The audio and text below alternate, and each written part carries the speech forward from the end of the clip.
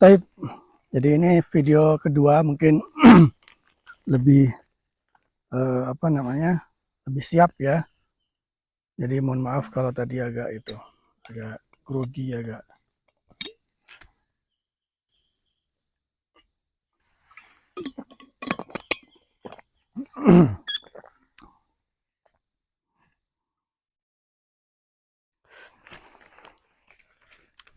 Tapi alhamdulillah ini jam setengah 9 ya, dan cuacanya sangat mendukung ya. Alhamdulillah. Jadi konten ini dibuat juga dalam rangka menghidupkan ya lahan wakaf ini agar sudah bisa memberikan manfaat ya kepada masyarakat luas kan begitu ya. Apalagi sekarang di zaman sosial media.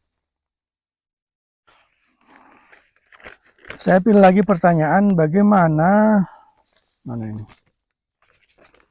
Bagaimana cara agar bisa cepat dalam menghafal Al-Quran dan cara agar hafalnya tetap terjaga dengan baik ya. Ini pertanyaan yang memang sering disampaikan ya, dan juga otomatis sering dijawab ya. Tapi siapa tahu jawaban yang akan saya sampaikan bisa membuat kita lebih semangat lagi dalam menghafal dan memurojaah begitu ya. Sekaligus barangkali menjadi alternatif jawaban atau pelengkap dari jawaban-jawaban yang sudah pernah didapatkan sebelumnya. Jadi saya selalu menyampaikan ya, menghafal Al-Quran itu pada dasarnya itu tidak jauh berbeda dengan menghafal yang lain ya, menghafal teks-teks yang lain, pelajaran-pelajaran yang lain, buku-buku yang lain ya. Ya, teori dasarnya sama saja, ya kan? Makanya apa namanya, ada anak kecil yang hafal Quran ya kan? Bahkan ada orang-orang non-muslim yang hafal Al-Quran ya, al-mustasyrikun atau orientalis itu kan banyak yang hafal Quran kan begitu ya. Karena apa ya? Karena itu tadi secara umum teori menghafalnya ya sama dengan menghafal buku yang lain, pelajaran yang lain, kira-kira seperti itu. Ya. Dan memang seperti menghafal buku-buku atau pelajaran yang lain ya, ada hal-hal yang mempermudah dan sebaliknya juga sama, ada hal-hal yang bisa membuat kita susah menghafal Quran. Ya. Jadi menghafal itu bukan hanya masalah soal semangat, ya kan ya, bukan hanya masalah yakin gitu kan ya. Jangan disederhanakan ya proses menghafal Quran itu pada dua hal tadi saja ya. Ada orang semangat sekali menghafal Quran ya, tapi dia sudah tua, dia sudah pikun ya kan. Itu pasti hasilnya juga tidak signifikan ya. Walaupun dia semangat. Banyak itu santri-santri yang awalnya itu sangat menggebu-gebu, sangat yakin bahwa mereka bisa menghafal Quran, bisa menyelesaikan hafalan Quran ya, dengan modal keyakinan mereka itu ya. Ya. Tapi mereka juga gagal dan berguguran gitu ya. Nah, karena ada hal-hal yang membuat mereka susah ya. Contohnya tadi ya kan, pikun ya kan, sudah tua ya kan, sibuk, nggak fokus ya. Begitu juga sebaliknya ya, ada hal-hal yang bisa membuat apa namanya, menghafal itu jauh lebih mudah, termasuk menghafal Al-Quran ya. Saya ini berdasarkan memori saja ya. Nanti kita ya itulah listnya kita sebutkan ya sambil berjalan begitu ya. Ada beberapa hal yang bisa membuat menghafal itu jadi lebih mudah. Yang pertama, tentu bisa membaca dengan lancar. Jadi kalau bacaan Al-Qur'annya sudah bagus dan lancar ya, sudah bagus tuh, sudah sesuai dengan tajwid ya, dan lancar lagi. Itu ngafal juga pasti jauh lebih lancar daripada yang belum bagus bacaannya, belum lancar bacaannya. Jadi kenapa kok banyak ya orang sudah yakin, udah semangat, udah bayar mahal tapi nggak lancar-lancar hafalannya, susah ngafalnya. Ya diantaranya karena bacaannya saja belum lancar, bahkan belum benar. Gimana dia mau bisa dan memiliki hafalan yang lancar ya. Makanya kalau di pondok-pondok zaman dulu itu banyak itu ya. Sebelum santri menghafal Quran itu mereka ditahsin selama bertahun-tahun dan harus hatam bin nazar. Bin nazar itu maksudnya hatam membaca Al-Quran dengan melihat gitu ya. Selama sebanyak berapa kali, 2 kali, 3 kali baru diizinkan menghafal Quran ya. Jadi itu yang pertama. Yang kedua ya fokus ya kan. Kalau apa namanya pengen cepat selesai menghafalnya, berkualitas juga harus fokus gitu kan ya.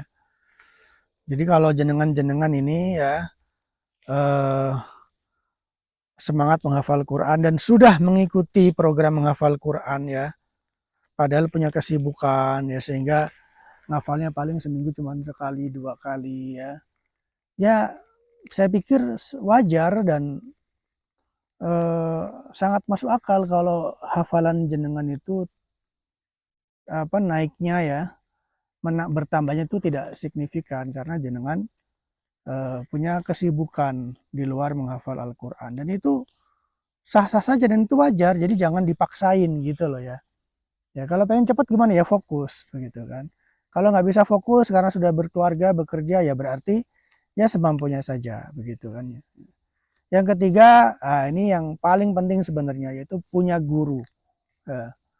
Karena guru itulah yang akan menunjukkan kapan kamu siap menghafal, ya, yang bisa membetulkan bacaanmu, hafalanmu, mengarahkan bagaimana murojaah yang cocok ya. Dan murojaah itu kan juga eh, dosisnya berbeda-beda ya. Orang yang hafal 10 juz dengan 20 juz dengan 30 juz itu tentu proses atau dosis murojaahnya berbeda-beda dan itulah fungsi seorang guru ya. Jadi guru di sini tentu bukan guru ya sekedar sebutan ya, tapi memang dia punya latar belakang dan punya peran sebagai seorang guru. Dia punya latar belakang sebagai seorang guru karena dia pernah menghafal Al-Quran ya. Bahkan masih hafal Al-Quran. Jadi dia tahu proses menghafal Quran itu seperti apa. Dan dia memang bisa mendampingi ya dengan maksimal, dengan sungguh-sungguh ya, bukan apa namanya, bukan sekedar nerima setoran saja lah ya, kira-kira seperti itu ya. Itu 3 hal yang bisa membuat proses menghafal jauh lebih mudah dan lebih lancar.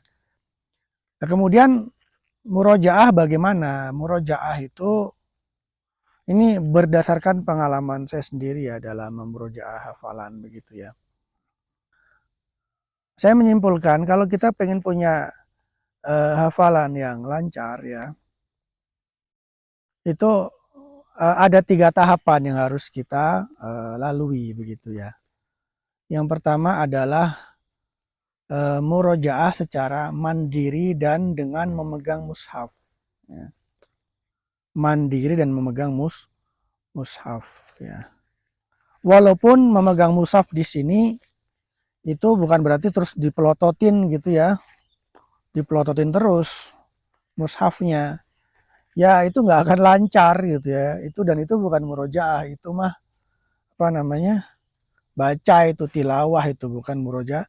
Murojaah itu kan walaupun megang mushaf itu tapi sebisa mungkin tidak melihat mushaf karena ingin melancarkan. Itu tahap pertama ya. Tahap kedua kalau sudah eh, apa namanya, satu juz atau satu surat, satu hafalan ya, itu sudah di murojaah mandiri dan melihat mushaf. Yang tahap kedua adalah murojaah dengan disimak temannya ya, murojaah berpasangan. Jadi dengan disimak ini kan kita kesempatan untuk melirik mushaf ini itu semakin kecil gitu ya, semakin sedikit gitu ya, sehingga eh, kita dipaksa juga akhirnya mental kita juga dan memori kita untuk lebih serius ya, mengingat-ingat ya kan ya, hafalan kita, melancarkan hafalan kita. Hmm. Jadi jusnya ini sama ya. Jadi contoh pengen memurojaah juz 25. Juz 25 tadi dibaca tahap pertama dibaca sendiri dan dengan memegang mushaf. Habis itu ya kan kalau sudah agak lancar ya. Jadi porsinya itu ya sesuai dengan kebutuhan lah ya. Kalau sudah agak lancar dibuktikan kelancarannya dengan tahap kedua disimak temannya. Nah, supaya tahu sejauh mana kelancarannya dan bagian-bagian mana yang belum lancar atau sudah lancar. Dan tentu dalam proses kedua ini ya kita harus nyari teman yang benar-benar bisa kita andalkan dalam proses ini. Jangan sampai kita nunjuk teman tapi temennya nggak sungguh-sungguh menyimak kita gitu kan ya. Nggak sungguh-sungguh menyimak kita. Bahkan kita itu sering dikasih tahu gitu ya. Bahkan megang Qurannya saja seperti ini gitu ya. Jadi akhirnya kita bisa ngelirik gitu ya. Ngelirik mushafnya ya kan. Karena memang jangan sampai kita itu ngelirik mushaf ya, sebisa mungkin kita menghindari, memang harus menghindari ya. Toh ada teman yang akan mengingatkan kalau kita lupa. Jadi teman yang menjadi pasangan murojaah ini harus yang sesuai standar ya, sesuai kebutuhan kita untuk melancarkan hafalan. Jangan sampai ya tadi temennya malah mancing-mancing terus ya, ngingetin terus. Nggak sabar lagi ya kan, akhirnya ya nggak efektif juga. Ya, tahap yang terakhir, ya yang ketiga, atau yang terakhir adalah murojaah mandiri dan tanpa memegang mushaf. Atau sejenisnya lah ya, HP juga sama berarti ya. Karena apa? Karena ketika dua tahapan tadi sudah dilewati ya prosesnya, kan sudah makin lancar dan insya Allah sudah sangat lancar lah. Kira-kira mungkin nilainya 90 atau 85 ke atas ya. Sehingga untuk membuktikannya lagi dan melancarkannya lagi, harus berani memurojaah sendiri tanpa mushaf. Lah caranya bagaimana? Ya, pakai di murojaah lewat sholat, ya sholat sunnah lah ya kan. Sholat sunnah, duha, tahajud, begitu kan. Jadi harus megang mushaf. Atau kalau mau lebih enjoy ya di luar sholat itu biasanya naik motor tuh ya kan. Bersepeda atau naik motor ya yang jauh tentu ya 1 jam itu bisa dapat 1 juz ya standarnya ya. Setengah jam juga bisa kalau lancar ya kan. Karena apa? Karena kalau naik motor kan nggak bisa megang mushaf, ya kan? Ya. Dan kalau pas murojaah dengan berkendara atau dengan sholat itu kemudian tidak lancar tengah jalan, ya dilewati dulu saja, jangan kemudian membatalkan sholatnya terus buka mushaf gitu ya. Ya kalau pas macet banget sih boleh lah ya diselesaikan dulu sholatnya, lihat mushaf lagi, kemudian sholat lagi, ya kan? Dan naik motor juga bisa berhenti sejenak kemudian lihat mushaf yang ada di HP ya. Tapi kalau masih itu ya dilewatin saja dulu bagian yang tidak lancar ya. Jadi itu tahapan murojaah yang menurut saya dan pengalaman saya sangat-sangat efektif ya untuk meningkatkan dan menjaga kelancaran hafalan Al-Qur'an gitu ya. Karena ya sebenarnya tolak ukurnya itu poin pentingnya itu tentang keberanian kita untuk memurojaah tanpa megang mushaf itu loh ya. Soalnya yang terjadi selama ini kan banyak gitu orang murojaah tapi sambil megang mushaf ya. Dilihat lagi ya kan ya. Ya nggak akan lancar itu. Dilihat terus itu namanya bukan murojaah itu tilawah itu bukan murojaah. Begitu ya. Jadi selamat mencoba dan semoga hafalan kita semakin membuat kita menjadi ahli Quran. Amin Allahumma amin. Wallahu a'lam bissawab.